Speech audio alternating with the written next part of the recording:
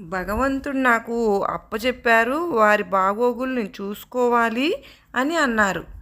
అది సాయినాథుడు చెప్పింది. మనము అంతే. మన బాగోగులు చూసుకుంటూ ఉన్నటువంటి బాబావారు అనేటటువంటి గుర్తింపు మనలో ఉంటే చాలు. ఇక ఏమీ అక్కర్లేదు. ఇక ఏమీ చెయ్యనక్కర్లేదు. అదే గుర్తు అంటే బాబావారు అంటే.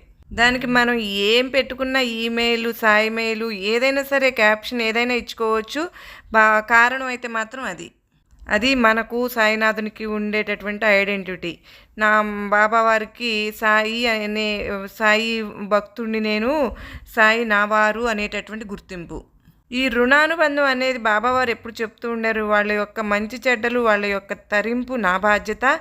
మళ్ళీ తిరిగి వీళ్ళ యొక్క అకౌంట్ అనే బాబావారికి లెక్క చెప్పాలి అని అనేవారు. అది రుణానుబంధము అని అంటే. సాయినాథుని మీద ప్రేమ పెంచుకుందాం. బాబావారి బిడ్డలుగా మనం ఉందాం. ఓం సాయిరాం.